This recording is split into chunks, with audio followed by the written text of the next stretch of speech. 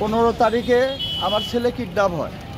15 তারিখে যখন কিডন্যাপ হয় 3:30টার ভিতরে মনে করেন আমার ছেলেকে মনে করেন মার্ডার করে দেয়। 6:40-এ এসে আমার কাছে ওই খুনি পেশাদার আমার কাছে 30,000 টাকা দাবি করে।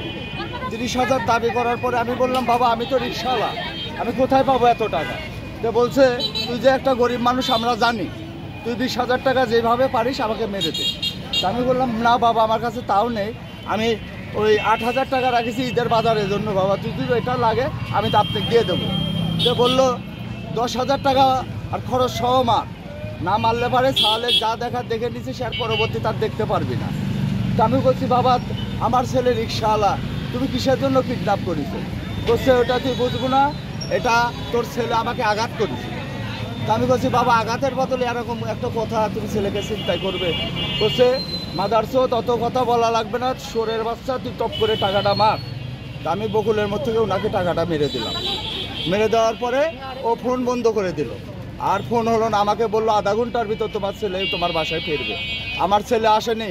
আমার ছেলে 8 দিন এই শোলার মতন ভেঙে টুকরা টুকরা করে একটা ছোট বাক্সর ভিতরে কিভাবে এত বড় ছেলেকে নিয়ে বাক্সর ভিতরে ভরে 8টা দিন আমার ছেলেকে ওই উপরে রেখে দিয়ে পচা মাংস পোকা ধরা দিয়েছে শরীরে।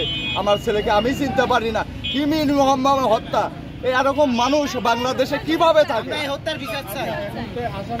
ব্যবসায়ী সে দোকানে জাবান বাবাখোর হিরণখোর, এরা হাসু নিয়ে আড্ডা টাড্ডা করে। এদের মাধ্যম থেকে, হাসুর মাধ্যম থেকে আমার ছেলে এই খুনটা হয়। আমি কয়েকবার সবাইকে বলছি, কেউ মানছে না। কিন্তু হাসু আজ থেকে বাসায় নেই, তার দোকান পাট তারা সারাদিন আজ 12-13টা দিন থেকে আমার বাসায় এসে একদম হাজার দুশ্মনী হোক তার বাসায় এসে একটা মানুষ একটা মাকে সান্ত্বনা দিতে পারে, তাই সে সান্ত্বনা না দিয়ে সে বলে আগেকার দিন নাই, কেটে টুকরা টুকরা করে দেব। রেনু বলে কি, যত টাকা লাগে আমি খরচ করব। তার সাথে তো আমার কোনো শত্রুতা নাই, সে এসব কথা বললো কেন? এটা আমি বলছি, আইনের গতিতে আইনে চলে। আমার ছেলে হারাইছে, বেদনা আমার ছেলের আমি ফাঁসি চাই। আর এই শেখরক্ত আরো যেগুলো আসামি আছে গ্রহণযোগ্য, তাদের যেন গ্রেপ্তার করে আইনের মাধ্যমে সঠিক বিচার যেন করে। আর যে গোনার ধরেছে এই গোনার আমরা ফাঁসি চাই।